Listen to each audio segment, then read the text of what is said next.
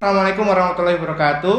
Ya, ketemu lagi dengan saya Dr. Rahmanda Bayu di acara The Bayu Barokah Show. Kali ini episode 12 dengan narasumber kita yang terhormat Dokter Spesialis Anak, Dr. Arga ya dok ya. Ya, selamat datang Dr. Arga.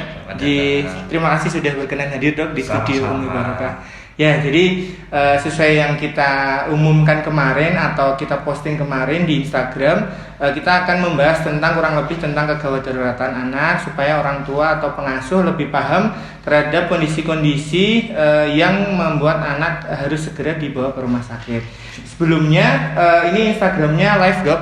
Jadi kita mungkin sapa dulu untuk pemirsa yang sementara join, mudah-mudahan nanti akan semakin banyak yang join dan silakan yang mau mengajukan pertanyaan bisa disampaikan langsung di komen, nanti akan dijawab untuk pertanyaan-pertanyaan yang relate dengan tema hari ini akan dijawab oleh Dr. Arga. Kira-kira seperti itu ya dok ya. Jadi mungkin segera aja kita karena untuk temanya tuh kondisi anak atau keluhan anak khususnya kegawatan ya dok.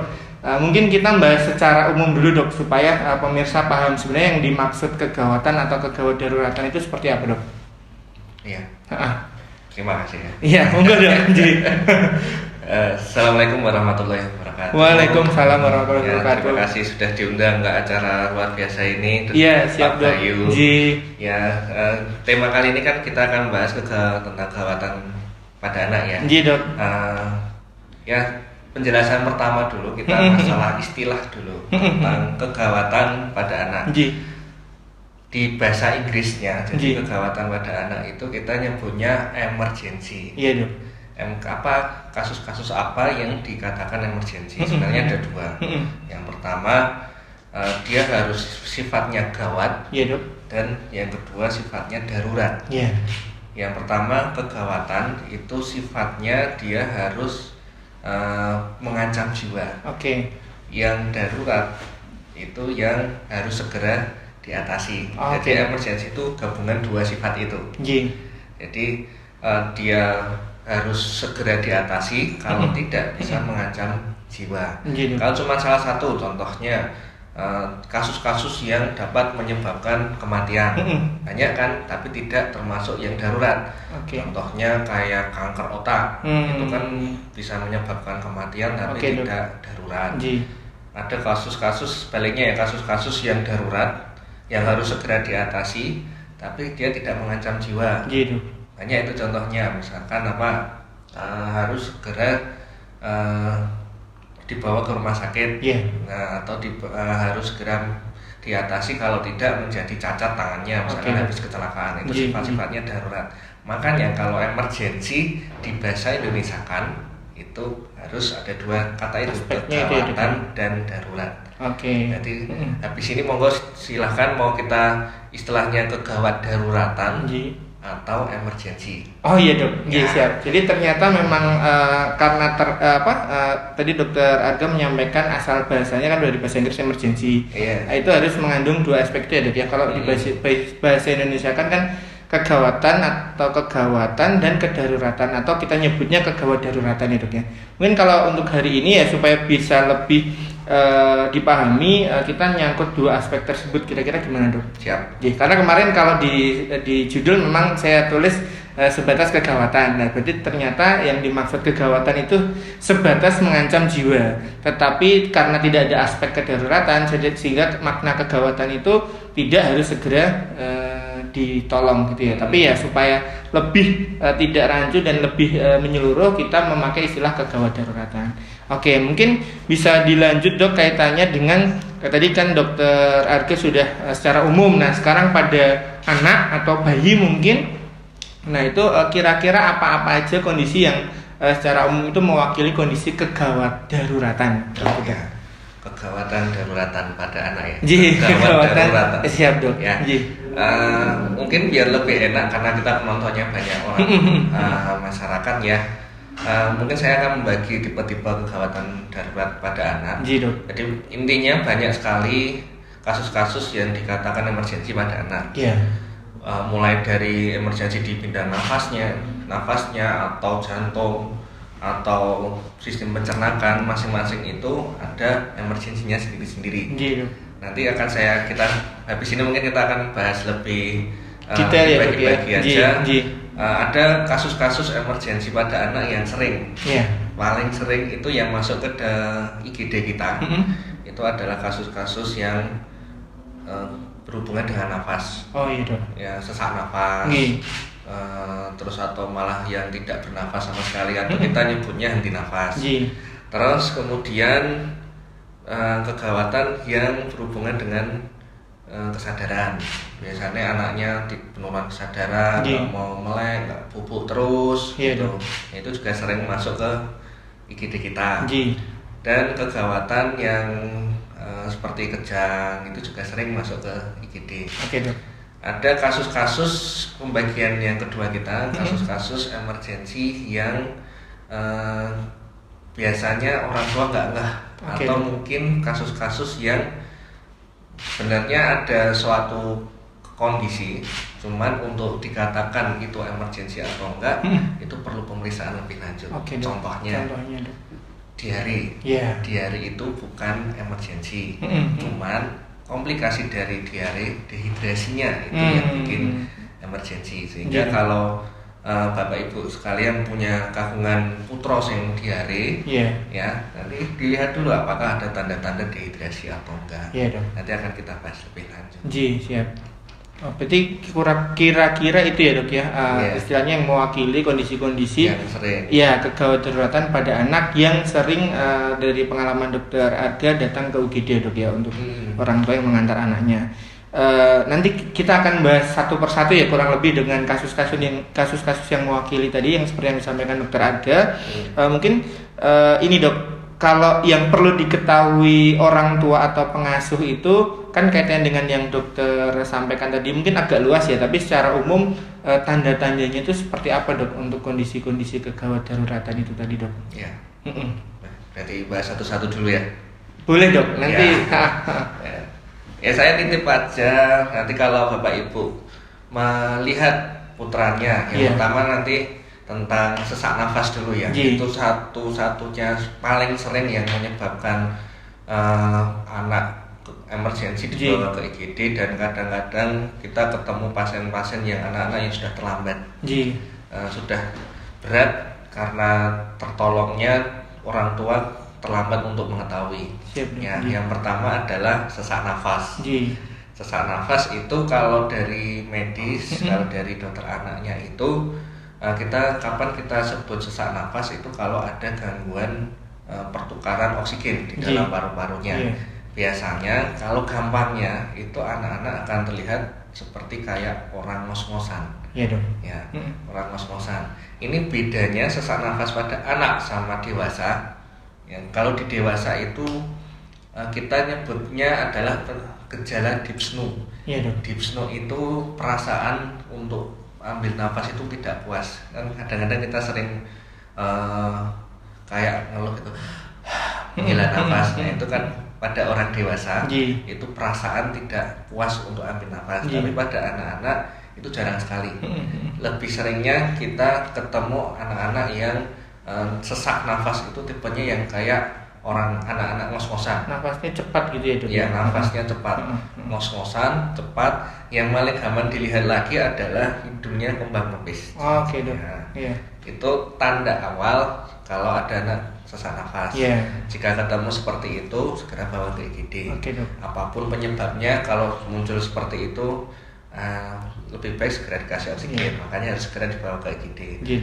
Kemudian apalagi kalau dia tidak nafas, biasanya terus sebelum anaknya tidak nafas kan muncul tanda biru-biru di sekitar mulut. Mungkin ada orang tua yang Bapak Ibu yang pernah melihat anaknya di sekitar mulutnya ada biru-biru, kita nyebutnya cyanosis. Itu juga tanda-tanda sesak nafas. Kalau muncul seperti itu, segera bawa ke rumah sakit. Bawa ke dokter anak. Praktek pribadi sebaiknya langsung ke IGD. Karena butuh pertolongan lebih lanjut dan segera ya dok ya. Kemudian paling sering kedua itu nanti kan kita bahas yang tadi yang tipe-tipe yang perlu diperiksa lebih lanjut. Yang kejang. kejang itu juga sering masuk ke IGD. Kejang itu belum tentu kegawatan, tapi seringnya kejang itu kegawatan pada kasus-kasus yang kejang pertama kali. Jadi kalau anaknya putra bapak ibu yang kejang gerakannya yang bisa tipe yang kaku, terus matanya melotot ke atas, atau tipe yang gerak-gerak kayak goyang ya. Ya itu kalau masih pertama kali langsung bawa ke IGD, itu kita harus melacak segera apa penyebabnya. Bisa termasuk penyebab kegawatan, bisa yang non kegawatan, tapi kita harus memikirkan yang kegawatannya dulu. Harus segera bawa ke IGD. Terus kejang yang lebih dari berapa ya 30 menit itu resiko sekali untuk terjadi komplikasi ke otaknya. Jadi untuk kejang saya simpulkan, kecuali kalau memang dia kejangnya 5 menit sudah berhenti, atau dia punya riwayat kejang sebelumnya. Jadi dan ini bukan atau punya riwayat kejang sebelumnya. Nah itu mungkin agak santai, tapi kalau tidak ada dua hal itu harus langsung segera dibawa ke IGD. Ya, kemudian tadi dehidrasi. Ketiga, dehidrasi itu juga termasuk kegawatan yang tersering. Penyebabnya itu bermacam-macam. Bisa karena banyak cairan yang keluar, bisa karena diare, jadi buang air besarnya lebih dari 3 kali sehari, bisa karena sekali buang tapi banyak banget, atau intake-nya yang kurang. Ya sebenarnya ada kasus ketiga karena loss cairannya itu banyak, contohnya kasus-kasus yang luka bakar itu juga resiko tinggi dehidrasi, tapi kan jarang. Itu juga kasus-kasus dokter bedah sih, dokter anak. Jadi ketika ketemu anak-anak yang dehidrasi, diarenya banyak, atau muntah bisa barengan atau cuma salah satu, muntah sering, ditambah anaknya nggak mau minum, jadi tidak ada intake cairan sama sekali, anaknya tambah lemes. Nah itu tanda-tanda yang curiga, waspada terhadap dehidrasi. Itu harus segera dibawa ke IGD. Ya, apalagi ya. Terus yang keempat, kasus-kasus yang sering terlupakan. Kami menyebutnya itu tanda-tanda shock. Bahasa medisnya itu shock. Kemudian shock itu pada orang awam itu kan shock kaget gitu ya. Tapi ternyata di medis itu beda. Shock itu kegagalan dari jantung memompa darah ke seluruh tubuh. Bukan hanya problemnya di jantung, tapi banyak, bisa di pembuluh darahnya dan bisa di mana-mana. Cuman shock itu pada anak gejalanya nggak cuma satu, bisa aja dia penurunan kesadaran, itu bisa aja shock. Terus dia lemes, itu juga bisa shock. Atau tangan kaki dingin, itu juga bisa shock. Atau kencing yang kurang, jadi dia pekat, jarang, nggak kencing selama berapa jam, itu juga tanda-tanda shock. Nah, jadi dibalik sekarang, kalau ketemu ya anak dengan penurunan kesadaran, apalagi tadi, terus tangan kaki dingin, kencingnya berkurang, nah itu waspada, itu shock, bisa segera bawa ke IGD. Oke dok ya. Nah, itu yang sering-sering dulu. Ya siap dok. Jadi tanda-tandanya tadi dokter Arga membagi beberapa yang dihubungkan dengan kondisinya ya dok ya. Jadi pertama tadi terkait pernafasan, terus kejang ya dok ya, terus dehidrasi, sama terakhir shock. Gitu dok. Jadi tadi pertama untuk ya maksudnya kondisi-kondisinya udah disebutkan dokter Arga, tapi kebanyakan kasus-kasus itu yang harus diketahui tanda-tandanya oleh orang tua karena membutuhkan penanganan segera, sehingga orang tua harus segera aware dan segera dibawa ke rumah sakit untuk putra-putrinya ketika mengetahui tanda-tanda tersebut. Oke dok, terus kalau misalnya dok ya taruhlah 4 klaster yang dokter sebutkan tadi, tadi kan emang arahannya segera dibawa ke IGD karena untuk penanganan lebih lanjut. Nah mungkin yang harus diketahui orang tua atau pengasuh ya dok ya, karena kadang tidak dipegang langsung oleh orang tuanya, itu pada kondisi-kondisi tadi atau terdapat tanda-tanda tadi, taruhlah orang tua udah mengetahui atau aware gitu dengan sambil dibawa atau sebelum dibawa langsung ke UGD itu apa yang harus dilakukan oleh orang tua, Dok? Ya. Jadi kita batasi ke 4 gejala tadi aja ya. Siap, Dok. Ya, sebenarnya banyak, nanti kalau ada yang mau pertanyaan lanjutan bisa kita bahas kalau ada yang bertanya aja. Iya, Dok. Yang pertama, kalau ketemu curiga anaknya sesak nafas, ya tadi kita ketemu dia nafasnya cepat, ngos-ngosan, terus hidungnya kembang-kempes, terus ada biru-biru di sekitar mulut. Apa yang bisa orang tua lakukan? Yang pertama adalah menjaga jalan nafasnya. Iya, Dok. Ya, habis itu kita sampai di IGD baru dikasih suplemen oksigen terapinya. Nah, bagaimana cara menjaga jalan saluran nafas? Yang penting lehernya ini jangan terlalu menunduk, ya, istilahnya menunduk gitu menunduk, ya. Menunduk. Jadi takutnya kalau terlalu menunduk, aliran udaranya yang masuk ke sini akan lebih terhambat. Semakin terhambat ya, Dok. Ya, terus juga mungkin ada yang menghambat saluran nafas habis makan keselak. Makan apa gitu, terus dilihat dulu di mulutnya apakah ada yang menyumbat. Kalau terlihat bisa diambil langsung. Apalagi jelas-jelas karena tersedak ya, Dok ya. Apalagi sebenarnya ada manuver kalau memang yakin itu tersedak karena habis makan kacang atau makan kelereng ya. Ketelan sih, Dok, itu kalau makan ketelan mungkin maksudnya. Tertelan ya, ngemut. Iya, Dok. Terus tertelan ya, sebenarnya ada manuver untuk yang bisa dilakukan orang tua di rumah. Kalau mau lihat banyak kok di YouTube di cara-caranya. Jalan nafasnya kalau bisa dijaga. Terus yang kedua, kasus apa lagi? Kejang ya? Kejang. Nah, kejang ini yang paling sering ditanyakan ke kita. Apa yang harus orang tua lakukan ketika anaknya kejang di rumah? Kalau mungkin anaknya pernah riwayat kejang sebelumnya, orang tua kan tidak begitu kaget. Ya. Tapi kalau ini kejang pertama kali pada anaknya, yang paling sering kita temui adalah orang tuanya panik. Wah, ini gimana? Makanya kita seringnya memberi saran kepada orang tua jangan panik dulu. Ya. Terus ada intinya itu sama kayak yang sebelumnya, kita menjaga biar anaknya aman, jalan nafasnya terjaga. Bahkan kalau perlu cuman dibiarkan terlentang sambil dijaga biar nggak kemana-mana. Kalau dia misalkan kejangnya di pinggir jalan atau di area-area yang tidak aman bahaya, ya ditempatkan dulu di area-area yang aman. Kalau dia di pinggir kasur, tempat tidurnya itu ya agak ditengahkan biar tidak jatuh. Nah, itu yang bisa orang tua lakukan. Yang sering salah itu jika harus memasukkan jempol atau kadang-kadang malah sendok dimasukkan. Saya taunya sendok dulu. Itu ternyata malah lebih bahaya. Tidak mengurangi kejang. Misalkan kan yang ditakutkan kalau sampai menggigit lidah ya.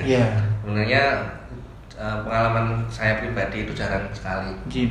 Malah yang kejang yang lama nggak berhenti itu baru giginya dulu yang rusak. Nah, kalau bapak ibu mau memaksa jarinya dimasukin biar harapan lidahnya nggak tergigit, malah nanti yang putus duluan jarinya. Kalau masukkan sendok malah mempercepat giginya rusak. Dan itu sebenarnya tidak mempercepat kejangnya berhenti. Cuman dijaga aja agar anaknya tidak kemana-mana. Kemudian apa? Dehidrasi. Dehidrasinya tadi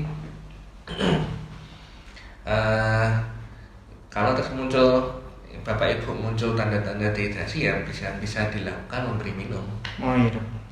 Sedikit tapi sering. Misalkan muntah-muntah terus dia takutnya dehidrasi. Ya nanti solusinya minumnya sedikit tapi sering. Meskipun cuma 1 sendok masuk, terus nanti diulang 5 menit atau 15 menit kemudian itu lebih baik. Yang penting ada yang masuk ya, Dok. Nanti kalau sudah sampai ke IGD, kalau memang cairannya nggak bisa masuk, baru nanti kita infus untuk diberikan cairan intravena. Nah, yang terakhir ini yang agak susah. Kalau memang ketemu anak-anak dengan shock, yang pertama orang tua kadang-kadang kan bingung ini, nggak tahu kalau ini anaknya shock. yang pertama kan ada 4 ya tadi saya sebutkan, penurunan kesadaran. Kalau kesadaran anak menurun, ya kita cari dulu apakah dia mungkin lagi tidur. Coba dibangunkan dulu. Apakah dia bisa bangun? Kalau bangun terus tidur lagi, nah itu nggak ada yang bisa kita lakukan, ya cuman dibawa ke IGD aja. Terus kalau muncul tadi yang saya tadi nyebutin tangan dan kaki dingin. Nah ini seringkali kita ditanyain sama orang tua, dok ini tangan sama kaki anak saya dingin. Yang bisa orang tua lakukan adalah mengukur suhu ketiaknya. Ya, jadi masalah kalau orang tua nggak punya termometer ya, jadi nggak bisa mengukur suhu ketiaknya.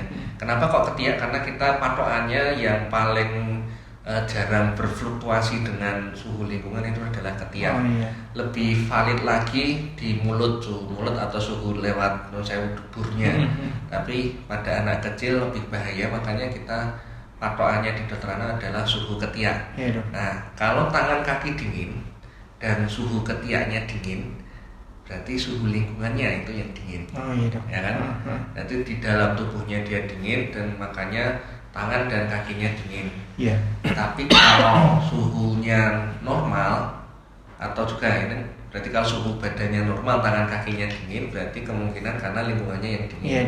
Nah, yang bahaya kalau sampai suhu panas, dari ketiaknya demam, itu tangan kakinya dingin.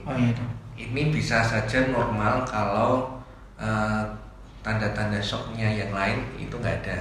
Jadi kalau ada tangan kaki dingin, cek dulu kesadarannya, terus cek dulu udah pipis atau belum. Nah itu yang tanda-tanda yang harus diperiksa kalau ketemu tangan dan kaki dingin.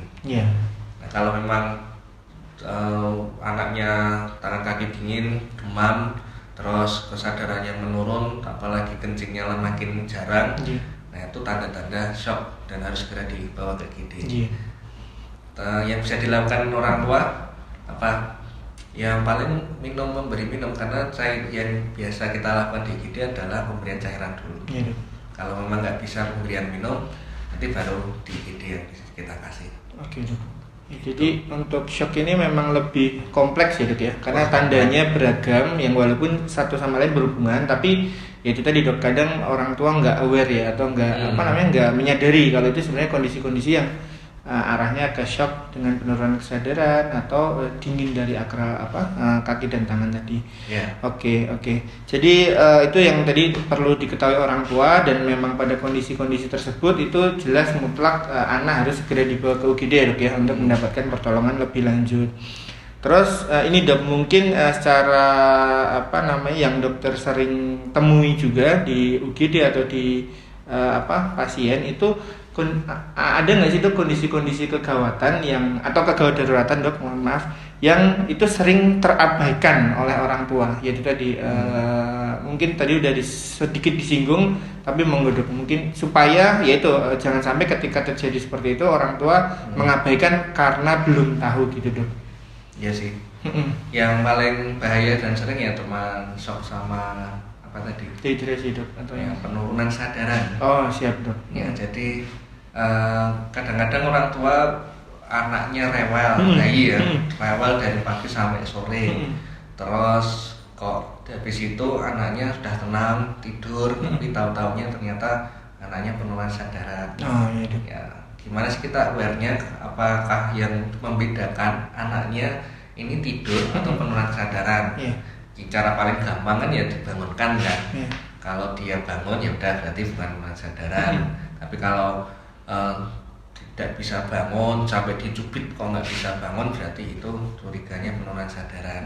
Tapi biasanya penurunan kesadaran yang bahaya itu awal-awalnya ada tanda-tandanya dulu. Misalkan bayi misalkan rewel setengah hari, kok habis itu tenang gitu, bubuk terus, nggak ada kekhawatiran yang lain, takutnya dia penurunan kesadaran, ya cobalah nanti 4 jam 2 jam sekali dibangunkan.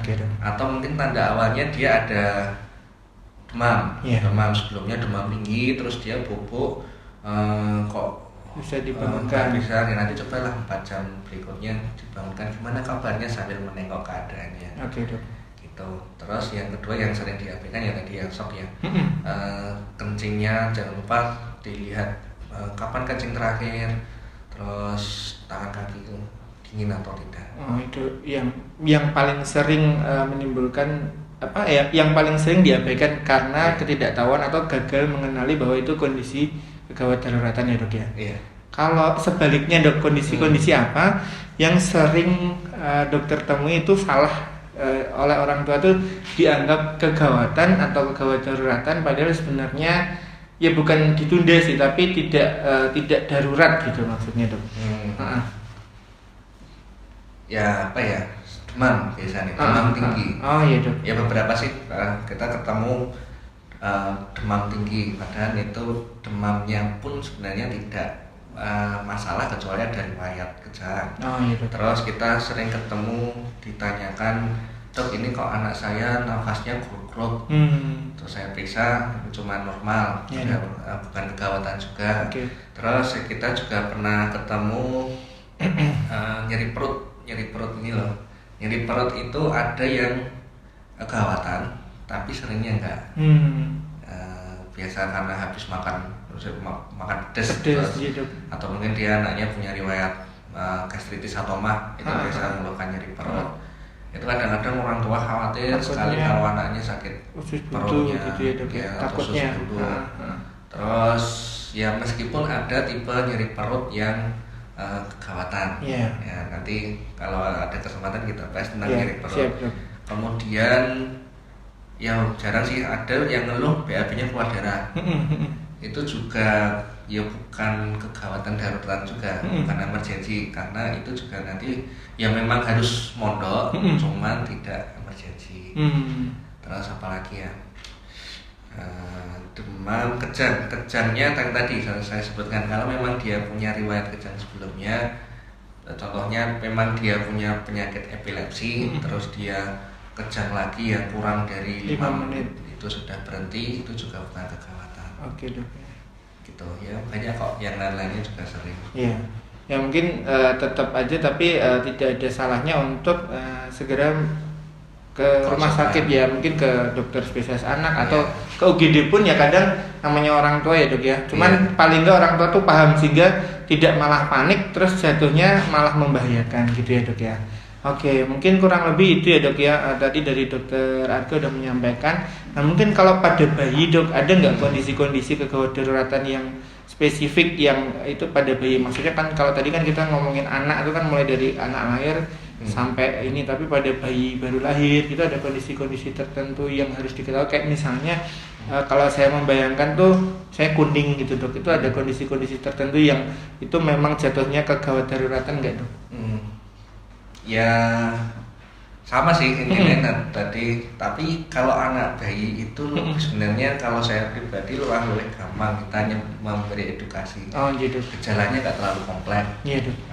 Yang jelas nafas itu pada bayi sama yang agak besar itu juga tandanya sama. Bayi dengan sesek atau nafasnya cepat atau muncul biru-biru itu juga segera kegawatan. Atau dua hal keluhan, males netek sama bubuk terus. Gampang banget ini. Biasanya ibu bayi itu yang itu kok nggak mau netek. Biasanya mau netek, kok ini nggak mau netek. Ini tanda-tanda awal kegawatan. Bisa kalau nggak ada kegawatan yang kita sebutkan tadi, nggak ada yang muncul, bisa dikonsulkan tapi tidak emergensi. Tapi kecuali ada sesek, tangan kakinya dingin, sempat biru-biru, ada kejang. Nah itu jangan menunda waktu, harus bawa ke IGD. Kalau kuning tadi dok, maksudnya kan kadang kuning juga sama, gejalanya dua ini tadi. Tetap gejalanya yang muncul dua itu tadi ya dok. Kalau nggak ada itu juga bisa dikonsultan di hari berikutnya. Tapi tidak kegawat darurat. Karena kuning itu normal kepada bayi. Siap dok. Karena kadang orang tua panik juga gitu dok. Ya mungkin kita langsung beralih ke pertanyaan ya dok ya. Nanti tidak akan dibacakan atau ditunjukkan oleh teman-teman admin. yang sekiranya relate nanti langsung kita bahas aja dok. Kalau memang nggak relate ya nanti mungkin di skip ke pertanyaannya. Silahkan. Oke, itu dok dari Ed Mardika Intan. Bayi 1 bulan tidak BAB 4 hari sebaiknya langsung ke dokter atau tidak dok? No. Nah BAB nggak BAB pun juga sebenarnya tidak termasuk kegawatan ya. Gitu. Kegawatan daruratan. Kecuali kalau dia perutnya sampai besar sekali kayak ibaratnya kalau pernah lihat perut katak itu loh, itu besar banget sampai mengkilat kulitnya, tambah muntah-muntah. Jadi nggak BAB sama ditambah muntah-muntah itu juga termasuk kegawatan. Perutnya membesar. Ya. Terus kalau tidak ada tanda-tanda seperti itu berarti bukan emergensi. Tapi kapan harus periksa ke dokter? Kami patokannya 5 hari. Kalau saya pribadi ya. Tapi kalau referensinya itu 3 hari. Kalau nggak buang air besar bisa langsung bawa ke dokter untuk dikonsultasikan. Nanti kita periksa perutnya apakah ada masalah. Terus ya maksimal 7 hari, jangan lebih dari 7 hari. Iya, tapi pada pertanyaan tadi berarti tergantung kondisi penyertanya ya dok ya. Kalau cuma tidak BAB tapi ternyata ditambahi perut membesar terus muntah-muntah itu jelas kondisi emergensi yang segera harus dibawa. Selanjutnya ini pertanyaan dari story, jika vaksin atau dari Ed Pupuk, jika vaksin atau imunisasi tetap boleh ke rumah sakit? Mungkin menggeduk. Ya, jadi beberapa pas ini kan lagi pandemi corona ini ya. Kemarin awal-awal pandemi kita sempat miskomunikasi ya, sempat dokter aja juga panik kan. Tapi ini nggak berlangsung lama. Jadi sempat sekitar 2 minggu atau 1 bulanan. Hampir seluruh di Indonesia sih, seluruh dunia itu imunisasi pada di stop karena takut membawa anaknya dibawa ke rumah sakit. Terus dengan berkembangnya ilmu ya sebenarnya kita bisa mengontrol biar anaknya tidak tertular corona. Sehingga kembali lagi, jadi semua wajib anak kalau bisa diberi imunisasi segera. Tidak harus ke rumah sakit, bisa ke puskesmas atau bidan terdekat. Terus dulu di Boyolali juga sempat dari Dinkes kita menyetop semuanya, tapi itu juga nggak berlangsung lama, mungkin sudah 2 bulanan ini sudah mulai jalan lagi. Jadi kalau memang bapak ibu yang anaknya belum diimunisasi langsung segera bawa aja ke dokter anak, bisa dokter umum kalau ada, bidan puskesmas mesti ada. Karena ini ya dok ya, maksudnya terkait dengan pandemi juga semakin kesini kita juga semakin bisa memproteksi dan jangan sampai tidak dilakukan imunisasi itu malah menimbulkan masalah lain ya dok, masalah kesehatan lain lagi nantinya gitu.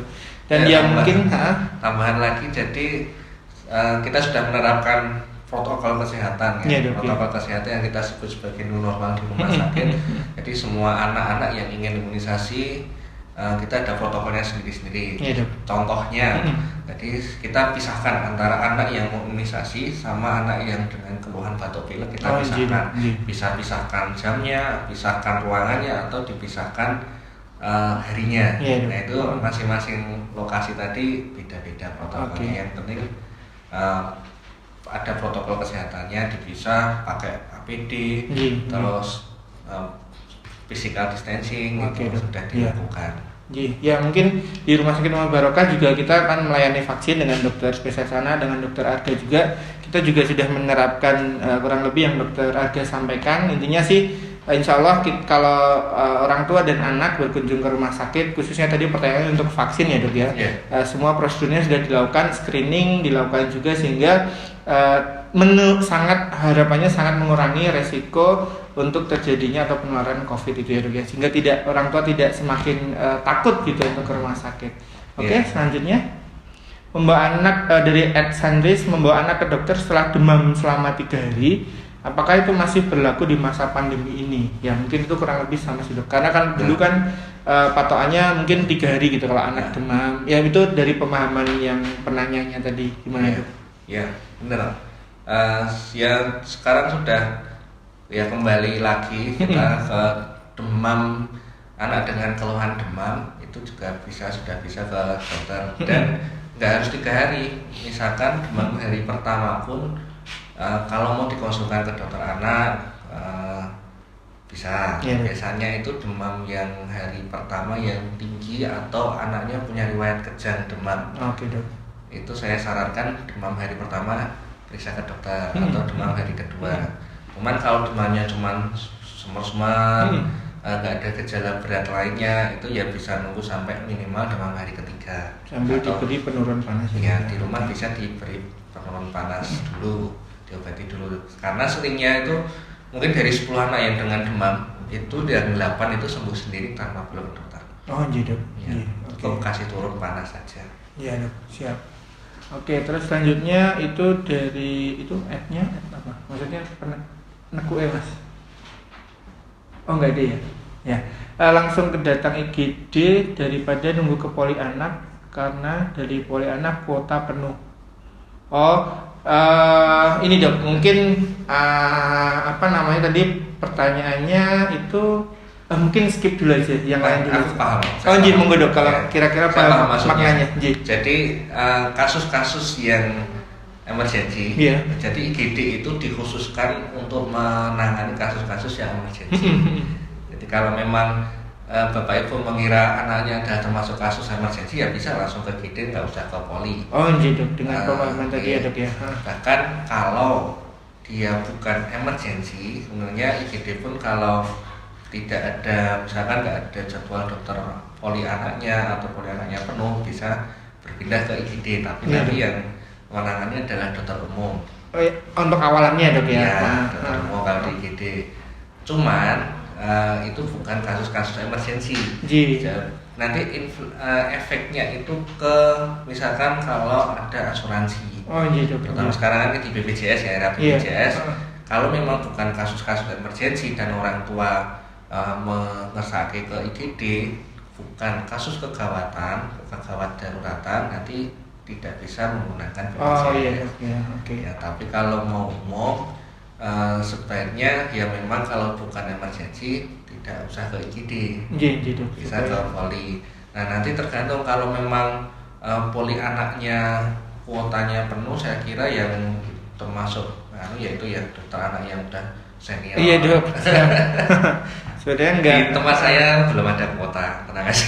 Iya. Jadi monggo nanti kalau sekiranya ya kita enggak berdoa sih, cuman kalau memang ada keluhan bisa tindak ke Dokter Arga. Beliau jadwalnya malam ya, Dok ya, di Rumah Sakit Umi Barokah. Habis maghrib setiap hari apa, Dok? Senin sampai Sabtu. Oh, Senin sampai Jumat. Sabtunya siang. Oh, Sabtunya siang. Oke. Terus ini pertanyaan selanjutnya dari @itska project, apakah benar kejang demam merupakan penyakit turunan? Misalnya kakaknya kejang, adiknya nanti juga kejang. Nah, mungkin ini ada kekhawatiran dari orang tua ketika dia punya 2 anak gitu. Satunya kakaknya pernah punya riwayat kejang. Nah, dia mungkin khawatir gitu. Jadi adiknya tuh ada potensi kejang demam juga enggak gitu, Dok? Ya. Faktor resiko keturunan atau keluarga kakaknya atau malah justru bapak ibunya yang dulu pernah kalau kecil kejang demam itu bisa ada. Jadi ada faktor keturunan untuk kejang demam itu ada. Jadi kejang demam itu yang tipe kejang-kejangnya disebabkan karena demam tinggi. Jadi karena memang dari reseptor otaknya anak itu ada yang terlalu peka terhadap demam tinggi, ada yang tidak. Nah, itu tipe yang peka-peka itu ya ibaratnya mungkin kayak alergi ya. Jadi kalau ada anak yang sensitif terhadap bau tertentu atau ada anak sensitif dengan debu atau apa, nah itu sama. Kalau di otak kejang demam itu ada anak-anak yang sensitif dengan suhu tertentu, ada yang enggak. Kalau yang enggak berarti kan tidak ada riwayat kejang. Kembali ke pertanyaan, memang faktor resiko keturunan memang ada. Jadi kalau memang yang paling dekat misalkan kakaknya kejang demam, apakah adiknya juga bisa kejang demam? Itu masih ada. Nah, kapan harus periksa ke dokter? Biasanya kita untuk terapinya itu sama sesuai prosedur. Kalau memang adiknya belum pernah kejang, kita terapinya standar. Oh iya, Dok. Tidak memberikan terapi khusus yang anak yang dengan riwayat kejang demam. Cuman nanti yang perlu diperhatikan ya yang sama mungkin pengawasannya di rumah. Jika sampai suhunya tinggi atau suhu demam hari kedua, misalkan adiknya belum pernah kejang, tapi hari pertama kok demamnya tinggi atau demamnya sampai hari kedua hari ketiga, itu periksa ke dokter aja. Meskipun nanti tidak mendapat terapi kejar. Ji, tetap, tapi paling enggak pengawasannya tetap sama ya dok ya, karena pengalaman juga dari kakaknya. Oke. Selanjutnya dari initial risk, demam akibat tumbuh gigi, apakah kategori kegawat daruratan karena akhirnya jadi tidak mau makan dok? Nah, tidak mau makan juga bukan kegawat daruratan ya. Iya dok. Dehidrasinya. Ji. Nggak mau makan dan nggak mau minum. Minumnya tadi ada sebutkan nggak mau minum, terus biasanya tambah lemes, terus pipisnya kurang. Pipisnya kurang itu sudah tanda-tanda hampir shock itu. Oh itu malah hampir shock ya dok ya. Ya apalagi ditambah dengan ada cairan yang keluar dari muntah atau dari buang besar. Tapi kalau cuma nggak mau makan saja, minum yang masih banyak, itu masih santai lah, itu bukan emergensi. Iya dok. Iya. Terus pertanyaan yang sama, apakah tumbuh gigi bisa menyebabkan demam tinggi, menyebabkan nggak mau makan? Biasanya sih jarang. Biasanya cuman tipenya itu kalau dikasih makan dia kesakitan. Jadi dia menolak makanan yang agak kasar. Tapi makanan yang lembut-lembut yang tidak mengganggu giginya dia masih mau. Nah itu berarti bukan kekhawatiran. Oke dok. Bahwa harus dikonsulkan mungkin iya, tapi bukan dalam konteks ini, bukan kondisi gawat daruratan ya dok ya. Oke. Terus jadi untuk pertanyaan udah sementara udah itu ya. Yang lain mungkin tadi ada beberapa pertanyaan, tapi ini dok tidak terlalu relate. Jadi mungkin kita simpan untuk pertemuan berikutnya ya dok ya. Ini sudah hampir 45 menit juga dok ternyata. Nggak kerasa kan dok? Iya. Jadi tadi pertanyaan-pertanyaan ya dari dokter Arga juga udah menyampaikan awalnya tadi menjelaskan kondisi-kondisi emergensi apa saja, walaupun secara umum kita cuma membahas 4 ya dok ya tadi ya. Sesak nafas, kejang, dehidrasi, sama yang mengarah ke shock. Dengan tanda-tandanya masing-masing harus diketahui orang tua. Nah, mungkin sekarang kalau dari dokter Arga sendiri dok, kaitannya dengan kita singgungkan dikit lah dok dengan kondisi COVID ini atau pandemi ini supaya orang tua juga antara aware dan lebih paham, jadi jatuhnya nggak panik. Sebenarnya kalau pada anak itu kondisi atau gejalanya seperti apa dok, sehingga kalau orang tua kok menemukan anaknya dengan gejala-gejala tersebut ya aware tapi tidak panik gitu dok. Ya, kalau di anak, kalau saya melihat pola penyebarannya di anak-anak justru malah gimana ya, membahayakannya dari sisi yang lain. Oke dok. Anak-anak datanya memang seringnya kalau yang tertular itu tidak bergejala. Kalau bergejala, gejalanya seringnya ringan. Kalau muncul gejala bisa sembuh. Yang mungkin dari 100 anak yang terkena corona, cuman berapa anak yang meninggal. Paling 10 nggak nyampe ya, 10% ke bawah lah, 5 anak yang baru meninggal. Dari tertular itu pun 60 atau 80% itu sehat sendiri, gejalanya ringan loh. Itu tidak terlalu mengkhawatirkan kalau pada anak. Cuman karena gejalanya ini ringan, yang membahayakan justru karena anak itu termasuk bahaya, termasuk penular yang asimptomatik karena nggak punya gejala tadi ya dok ya. Jadi kalau kita mau menularkan virus ya kita kasihkan aja ke anak kecil, karena dia tidak ada gejala udah nular ke kemana-mana, nular ke anak kecil. Apalagi kalau sekolah dibuka, nular ke teman sekolah. Nah itu justru malah kita kekhawatiran kami, anak itu termasuk yang potensi untuk menularkan yang lebih bahaya daripada orang tua. Oke dok. Jadi kalau memang ketemu anak yang dengan gejalanya 3, sebenarnya infeksi pernafasan ya. Ada batuk, pilek, atau nyeri tenggorokan sama demam. Salah satu atau dua-duanya. Itu semua kita masuk ke curiga corona. Kalau memang ada anak kecil dengan gejala seperti itu, nggak apa-apa periksa ke dokter. Cuman yang nanti kita harus waspadai adalah orang-orang di sekitarnya. Jadi semua orang yang tinggal serumah atau yang sempat kontak itu harus dimonitoring apakah dia punya gejala menularkan atau malah resiko tertular. Serumah ya itu ya. Itu yang anak ini kita terapis biasa, cuman yang kita monitoring, yang kita pantau malah orang-orang yang sekitar rumahnya. Harus kita jauhkan dengan lansia. Kalau memang serumah ada simbah-simbah, kakek nenek, itu kalau bisa dijauhkan dulu. Nah, itu yang kekhawatiran yang sedikit berbeda. Iya, perspektifnya ternyata beda itu ya. Maksudnya pada anak sendiri tadi seperti yang disampaikan dokter, ada by data ternyata satu bahwa angka kejadiannya tidak banyak ya dok ya. Terus tidak terlalu menimbulkan gejala dan angka kematiannya juga rendah sekali. Tapi dari dokter Adga perspektifnya justru si anak ini berpotensi untuk menularkan ya dok ya. Sehingga itu yang lebih berbahaya ketika tanpa gejala, sehingga orang kan nggak aware kalau itu misalnya ternyata sebenarnya sudah terkena sehingga itu bisa menularkan. Itu mungkin jadi alasan juga ya dok ya, sekolah masih diliburkan salah satunya karena terjadi pengumpulan anak-anak yang di situ melibatkan guru, pengantar dan sebagainya.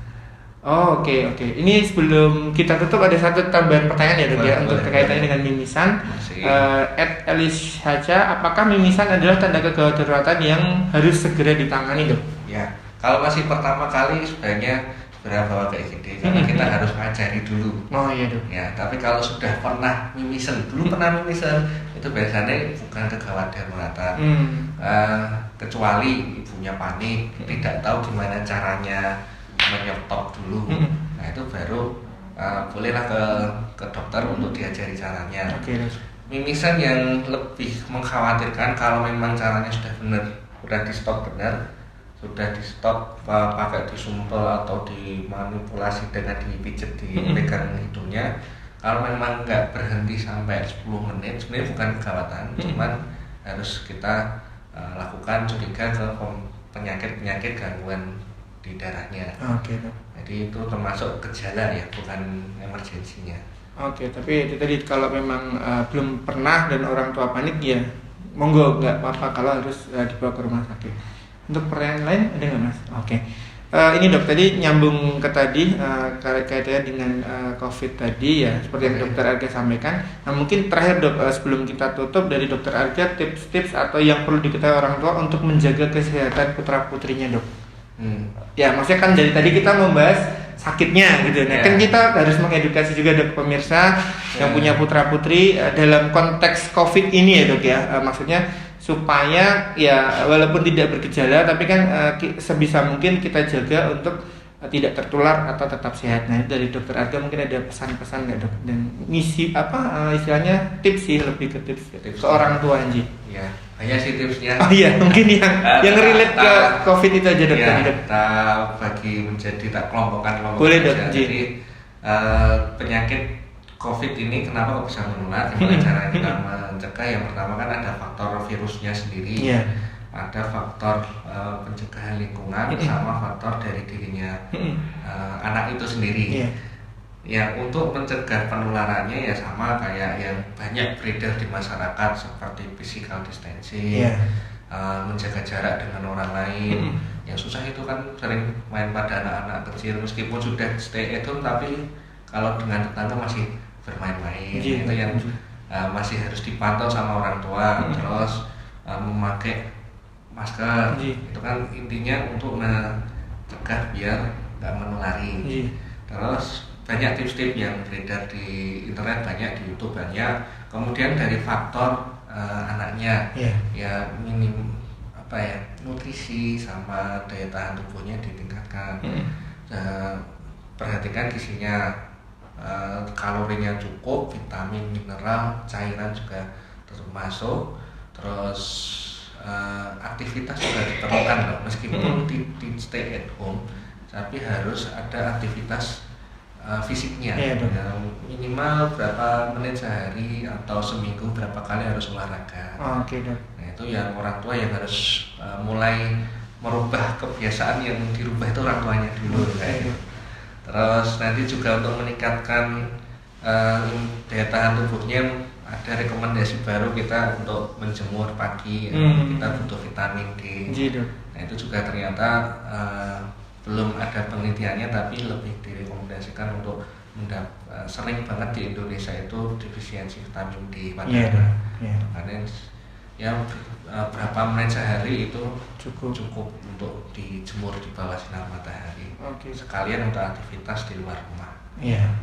Gitu. Sementara mungkin itu ya dok ya untuk tips-tipsnya. Jadi tetap dari sisi mengindahkan arahan-arahan untuk physical distancing. Terus mohon maaf, kalau terkait penggunaan masker sebenarnya pada anak gimana dok? Kadang-kadang kan usia tertentu itu belum bisa atau ya mereka risih dan sebagainya dok. Itu apakah ada untuk umur di bawah segini ya memang sebaiknya nggak usah karena malah kotor dan sebagainya. Kan mereka kan malah megang-megang itu kan sesuai kaidahnya kan sebenarnya malah nggak sesuai gitu. Tapi kalau pada usia sekian di atas sekian mereka sudah lebih paham sehingga dianjurkan menggunakan masker gitu, kira-kira gimana dok? Iya betul. Yang jelas ya nggak bisa dipakai masker adalah bayi. Oh iya dok ya. Bayi nggak bisa dikasihkan masker. Untuk batasan usianya kita belum ada patokannya. Ya selama masih bisa diajak komunikasi, anak setelah 1 tahun itu yang masih kecil-kecil atau 2 tahun yang bisa jalan-jalan itu. Kalau bisa dia masih mau pakai masker ya dikasih tahu karena harus faktor lain, misalkan orang tua juga harus pakai masker, memberi contoh teman-temannya juga memakai masker, itu juga meningkatkan kepatuhan memakai masker. Kalau memang tidak bisa memakai masker ya harus menjaga jarak. Oh iya dok ya, mungkin itu ya dok ya. Dan mungkin kadang kita mengedukasi anak usia tertentu sih ya dengan kondisi seperti ini, maksudnya mereka dipahamkan dengan ada virus, penularannya seperti apa, mungkin pelan-pelan juga bisa dilakukan ya dok ya. Selain tadi olahraga atau menjaga aktivitas lebih tepatnya supaya tetap meningkatkan imun, sama beraktivitas di luar itu sekaligus berjemur ya dok ya. Dengan mungkin durasi sekian menit saja sudah cukup. Sama tentu saja nutrisi ya dok ya, itu tetap harus dijaga. Selebihnya ya kalau ada kira-kira ada keluhan apapun itu langsung sowan atau periksa ke dokter spesialis anak. Kalaupun tadi yang kita bahas sudah tadi, semoga pemirsa atau orang tua dan pengasuh mungkin itu semakin paham kondisi-kondisi yang sifatnya kegawat daruratan sehingga bisa segera mencari pertolongan atau tindak ke IGD supaya anak segera mendapatkan penanganan lebih lanjut. Kira-kira seperti itu ya dok ya. Mungkin untuk pertemuan hari ini nggak terasa udah 52 menit dok, ternyata hampir 1 jam. Jadi mungkin kita ucapkan terima kasih juga dok untuk yang sudah menonton. Oh ada RSUD Muwardi join nonton dok, RSUD Muwardi. Ya terima kasih untuk semua penonton dan yang sudah bertanya. Insya Allah tadi mungkin beberapa kita tidak sempat share atau jawab karena keterbatasan waktu juga kita. Kurang lebih ini sudah hampir 1 jam. Insya Allah mungkin kedepannya kita bisa undang lagi Dokter Arga ya, mungkin dengan materi atau tema pembahasan yang lain lagi. Semoga itu bisa bermanfaat. Oke, untuk pertemuan hari ini kita akhiri. Kalau kedepannya ini kita akan upload di YouTube dok. Jadi mungkin nanti dari Dokter Arga atau pemirsa yang belum sempat untuk menyaksikan pada live hari ini bisa nonton video fullnya di YouTube. Oke, untuk pertemuan hari ini kita cukupkan sekian. Sekali lagi saya ucapkan terima kasih banyak untuk Dokter Arga dok. Ilmunya sangat bermanfaat untuk saya pribadi dan untuk pemirsa juga yang sekiranya mungkin punya putra putri. Oke, untuk di YouTube nanti jangan lupa like, comment, and subscribe. Saya tutup untuk pertemuan hari ini. Terima kasih, sampai jumpa di The Bayu Barokah Show selanjutnya. Terima kasih. Assalamualaikum warahmatullahi wabarakatuh.